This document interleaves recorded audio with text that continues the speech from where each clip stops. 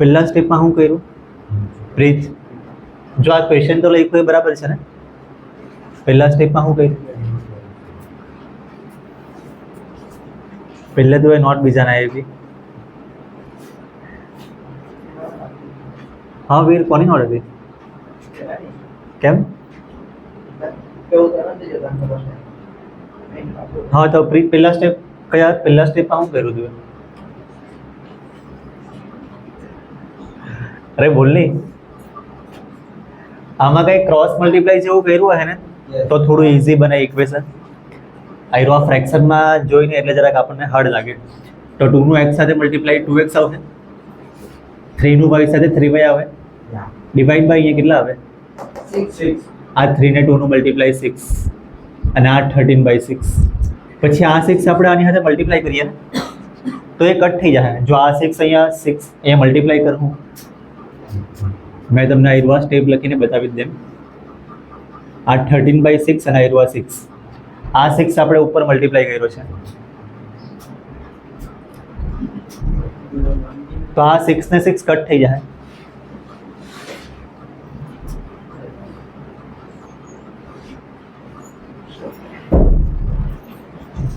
જો આ 6 ને 6 કટ થઈ જાય તો પછી મેં ડાયરેક્ટ અહીંયા જ કટ કરી મૂકું અને આયરવા લખું જ નહીં. હા ના, બંને 6 નીચે છે ઇઝ ઇક્વલ ટુ છે વચમાં, તો અહીંયા જ કટ કરી મૂકે તો બી કંઈ નહીં. તો ઇક્વેશન આયરવા બન્યું છે. હવે આના પરથી આપણે વેલ્યુ બનાવવું થોડીક ઇઝી આવશે. હવે શ્રેય આમાં શું કરવાનું છે? બોલની ક્રોસ મલ્ટીપ્લાય શું આવશે? હા, 9x માઇનસ બી બોલવાનું ને, -10y ડિવાઈડ બાય 6. નેક્સ્ટ સ્ટેપમાં એટલે આ 6 ને આ બાજુ લેવાનો છે. 9x - 10y is equal two કેટલા આવશે અહીંયા? 6 અને -2 નું મલ્ટીપ્લાય -12. તો હવે આનું ઇક્વેશન થઈ જવું ગયું છે. વેલ્યુ હવે કેવી રીતે બનાવીએ આપણે? આના પરથી બનાવીએ તો -10y ને આ બાજુ લઈ આવું, ક્યાં તો આના પરથી બનાવીએ. જો અહીંયા 9 છે, અહીંયા 10 છે, મોટા મોટા નંબર છે, અહીંયા 2 છે, અહીંયા 3 છે, આ થોડાક નાના નંબર છે. તો કોઈ ગમે તે થાની બનાવે જરાક તો હાર્ડ લાગે જ, એટલે પ્રેક્ટિસ થાય ને તો જ થાય. મેં હમણાં આના પરથી વેલ્યુ બનાવી દઉં. 2x = +3y ને આ બાજુ લેવાનું અને x = 13 - 3y. આ 2 અહીંયા મલ્ટીપ્લાયમાં હતું, આપણે અહીંયા નીચે લખવું. આવું સેમ જો અહીંયા એક ઇક્વેશન આવ્યું છે ને, આવું સેમ ઇક્વેશન તમે બીજા કોઈ ઇક્વેશનમાં બી જોઈ લો. 2x + 3y = 13. આવું સેમ ઇક્વેશન કયા ક્વેશ્ચનમાં છે જુઓ? ચોથો જુઓ, ચોથો ફોર્થ ક્વેશ્ચન જુઓ ને, એમાં આવું જ છે ને 2x 3y 13. એમાં પહેલા પોઈન્ટમાં લખેલું હતું, પછી આપણે પોઈન્ટ કાર્ડ નાખલો એટલે ઇક્વેશન આયરવા જ બની ગયેલું. ને એમાં આપણે છે ને આના પરથી જ વેલ્યુ બનાવેલી, વેલ્યુ સેમ આઈડિયા જ આવેલી 13 - 3y/2. તો આ તમને જરાક સેમ ઇક્વેશન હોય તેવું લાગે. હવે આપણે આમાં મૂકવાની છે, આનો ને આનો યુઝ કરીને લખવાનો. આયરવા 9, x ની વેલ્યુ શું લખવાની? 13 - 3 આઈડિયા છે 13 - 3y/2 અને બાકીનું બધું સેમ જ લખવાનું છે. આ -10y = -12. હવે તું આખો સમ તું જ કહી દેવાનો યાર. વીર બોલી જરાક. આ 2 કટ નહીં થાય? 10 હાથે પણ અહીંયા માઇનસ છે ને એટલે 10 હાથે કટ નહીં થાય. 9 હાથે કટ થતો હોય તો કરવાનો, પણ 9 હાથે કટ થાય નહીં. 4.5 આવે ને, 2 ને 9 હાથે કટ. 4.5 આપણે લખવાનું નહીં, પોઈન્ટમાં નહીં લખવાનું. તો હવે 2 એમ જ રાખવા પડે. 13 - 3y બી નહીં થાય ને, અહીંયા 13 અહીંયા બી y હતા ને, y તો જ થાય.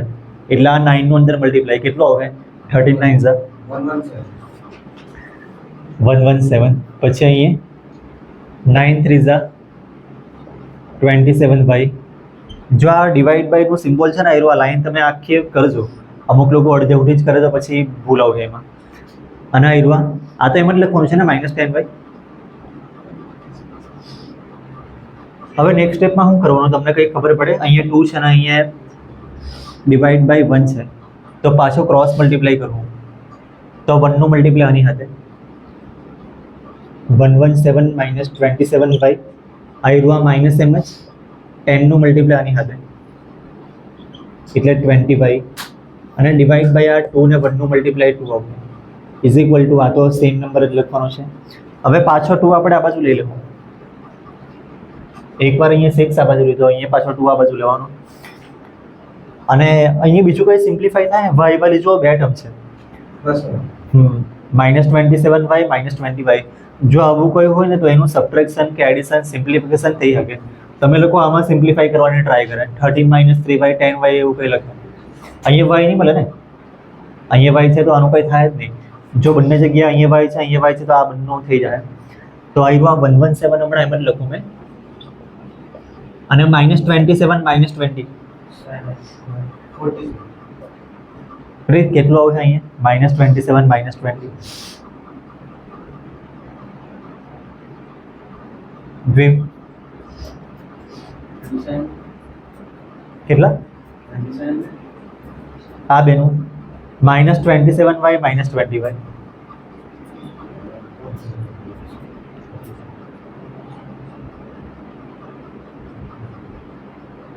પ્રીત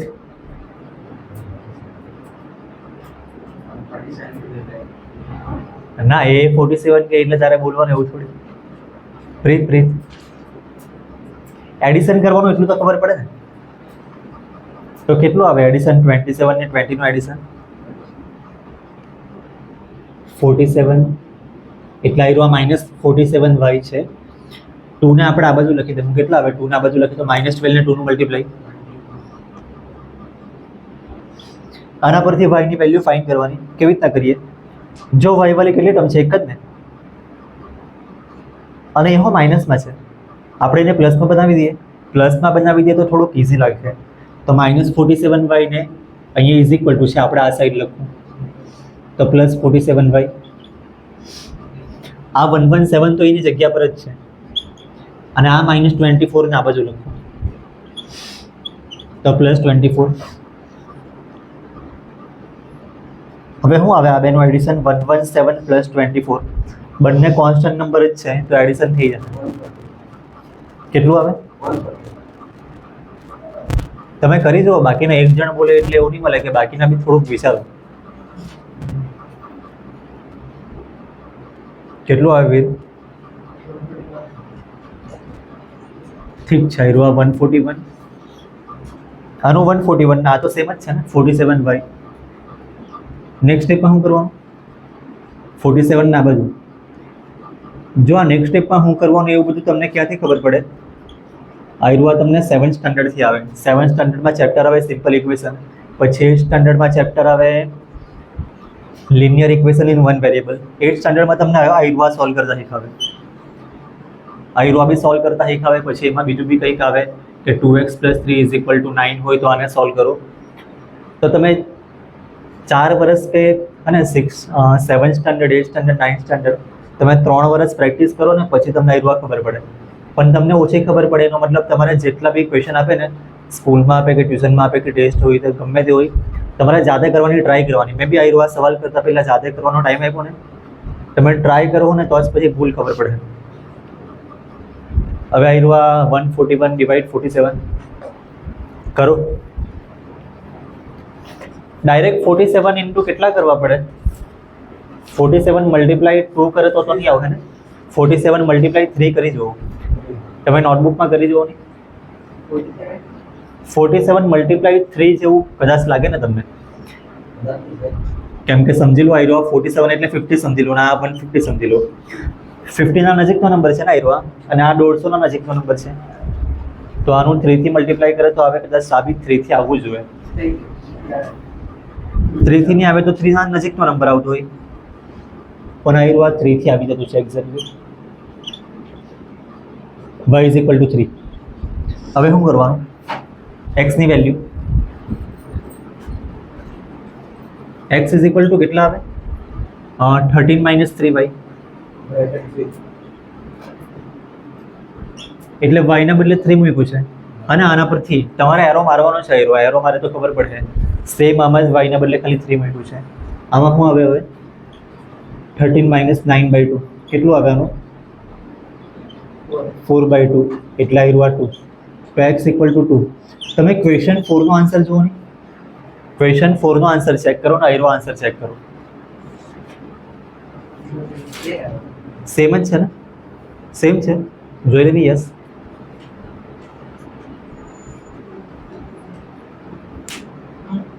સેમ જ છે ને, કેમ કે આયરો વાયની વેલ્યુ બી સેમ આવી અને આયરો બી સેમ જ છે. ક્વેશ્ચન 4 માં તો સેમ આવી ગયું છે. ઠીક છે, લખી લો આયરો.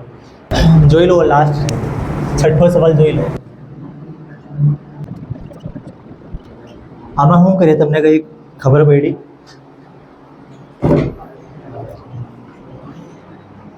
જો આ ડિવાઇડમાં નંબર લખેલો છે ને, આર ફ્રેક્શનમાં નંબર છે, અહીંયા નીચે નંબર, અહીંયા નીચે નંબર, તો ક્રોસ મલ્ટીપ્લાય કરી જ દેવાનું. આમાં ઇઝી રહે. આ 3 નું મલ્ટીપ્લાય આની સાથે 9x, 3 3 = 9. પછી આ વચમાં માઇનસ છે, 2 નું મલ્ટીપ્લાય 5 સાથે 10y. ડિવાઈડ બાય અહીંયા 2 ને 3 નું મલ્ટીપ્લાય લખવા પડે 6 અને આ -2 સેમ જ. હવે આ 6 નું મલ્ટીપ્લાય અહીંયા તો 9x - 10y = 6 નું મલ્ટીપ્લાય -2 સાથે -12. અને આ સવાલ જરાક વિચિત્ર દેખાતો હતો, એને ખાલી આપણે જરાક ઇઝી લખ્યો છે. ઇઝી એટલે જરાક સિમ્પ્લિફાઈ કરીને કર્યું છે. હવે આમાં બી ક્રોસ મલ્ટીપ્લાય, 2 નું મલ્ટીપ્લાય x સાથે, 3 નું મલ્ટીપ્લાય y સાથે 3y, ડિવાઈડ બાય 2 ને 3 નું મલ્ટીપ્લાય, અને આ નંબર સેમ જ. આમાં શું કરીએ આપણે? 6 ને આ બાજુ લઈ લઈએ. 6 ને આ બાજુ લઈને તો આની સાથે કટ થઈ જાય. હા, જો બાય ચાન્સ આયરો આ 6 આ બાજુ આવે તો આ 6 ને આ 6 કટ થઈ જાય. એટલે મેં છે ને આવી રીતના લખું નહીં.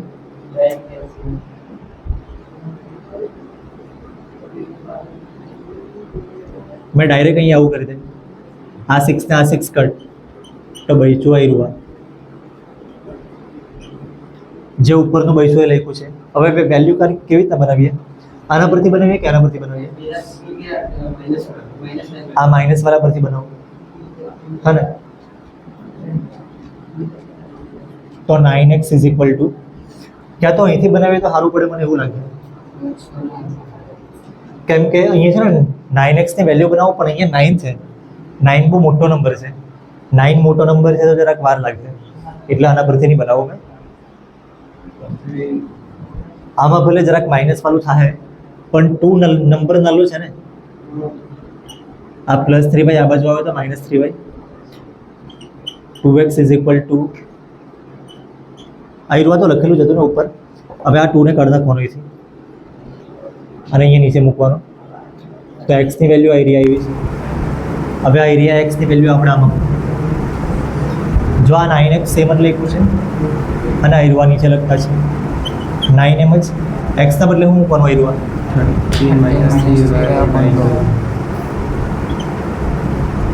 આયરું સેમ જ લખવાનું અને આ -12 બી સેમ જ લખવાનું. હવે કંઈ કટ થાય? 9 નું આ 2 હાથે, આ 2 ને 10 હાથે કટ કરીએ નહીં થાય. અહીંયા વચમાં માઇનસ છે ને, નહીં થાય. આપણા આયરું સ્ટેટિસ્ટિક્સમાં બી બહુ વાર ગયેલું. મીન મીડિયન બોર્ડ અહીંયા વચમાં માઇનસ છે એટલે આયરું કટ નહીં થાય. એટલે આયરું કટ નહીં થાય. તો આપણે શું કરીએ? 9 નું અંદર મલ્ટીપ્લાય જ કરવા પડે. 9 નું મલ્ટીપ્લાય 13 સાથે કેટલું આવે? 117. -9 નું મલ્ટીપ્લાય 3 સાથે 27 બાય ડિવાઈડ બાય અહીંયા 2 છે અને આયરું -10/6 જ અને આ -12 બી એમ લખવાનું. હવે શું કરીએ? Cross multiply. જો અહીંયા કોઈ નંબર નહીં મળે ને ડિવાઈડમાં, તો 1. અહીંયા ક્રોસ મલ્ટીપ્લાય કરેલું ને, અહીંયા બી કરેલું, અહીંયા બી કરેલું, તેવું જ મલ્ટીપ્લાય અહીંયા બી કરવાનું છે. આ 1 નું મલ્ટીપ્લાય આની સાથે અને આ 2 નું મલ્ટીપ્લાય આની સાથે કરવાનું. 1 નું મલ્ટીપ્લાય આની સાથે કરેલું સેમ જ આવતું. આ 117 -27 પછી આ વચમાં માઇનસ છે. 2 નું મલ્ટીપ્લાય 10 સાથે તો 20 ડિવાઈડ બાય આ 2 ને 1 નું મલ્ટીપ્લાય = આયરું આ નંબર. હવે આયરું આપણે 2 ને આ બાજુ લઈ લીધું -20 અને આયરું 117 -27y, જો અહીંયા બી y છે ને અહીંયા બી y છે, તો -27 ને -20 એવી રીતના આવશે. બંનેનું એડિશન થાય ને, -27 -20 -47. હવે હર્ષિત તું નહીં બોલતો. ઇઝ ઇક્વલ ટુ 2 અને -12 મલ્ટીપ્લાય ઓ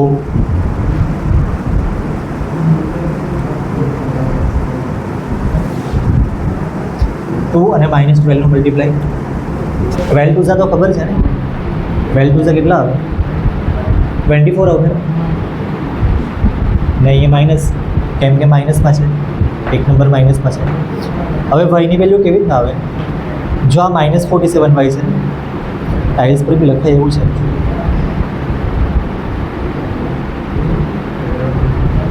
લખે તો બી કંઈ ફરક નહીં, લખે તો બી કંઈ ફરક નહીં પડે. મેન તમને એ બતાવવાનું છે કે આ -47y છે ને, પહેલાં ઇઝી પડું લખી લે. -47y આ બાજુ હતું, અરે આ બાજુ હતું, એને આ બાજુ કરી તમને તો પ્લસ થઈ જાય. પ્લસ થઈ જાય એટલે આન્સર જરાક ઇઝીલી આવશે. આ એરો આ 117 પ્લસમાં જ છે અને પ્લસમાં જ છે, તો આ +117 અને -24 આ બાજુ છે અને અહીંયા લખેલું એને આપણે આ બાજુ લખીએ. તો હવે આ બંનેનું શું આવશે? 117 ને 24 એડિશન કરો, સોરી 20, હા કરો એડિશન.